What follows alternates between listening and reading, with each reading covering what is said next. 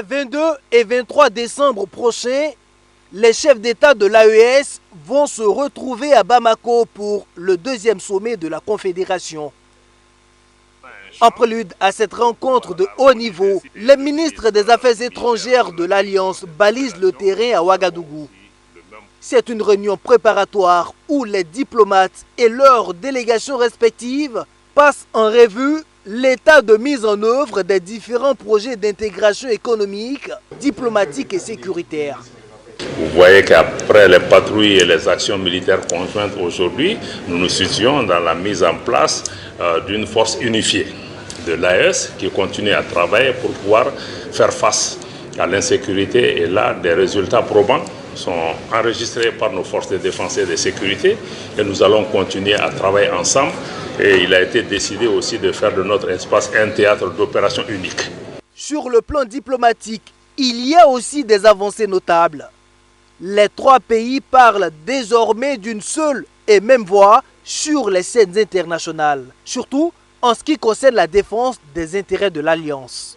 L'AES se renforce et la Confédération devient réalité au sens noble du terme, dira le diplomate malien qui en veut pour preuve le soutien immédiat du Burkina Faso et du Niger lors de la crise du carburant au Mali.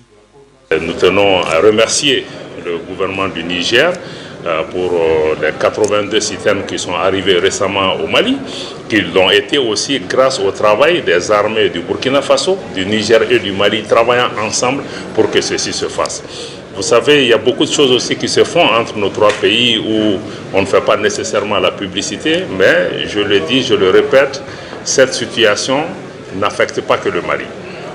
Ça affecte le Burkina, ça affecte le Niger. Le président du Niger a expliqué les enjeux. Nous faisons face collectivement à cette situation et nous allons surmonter collectivement cette situation.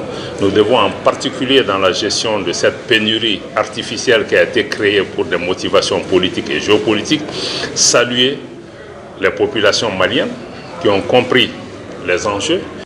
Le chef de la diplomatie burkinabé a également salué la résilience du peuple de l'AES, un peuple désormais maître de son destin et fortement imprégné des enjeux géopolitiques. Il indique alors que la réunion au sommet des chefs d'État de la Confédération de fin décembre prochain devrait renforcer davantage la dynamique d'un espace intégré, souverain, sécurisé et prospère.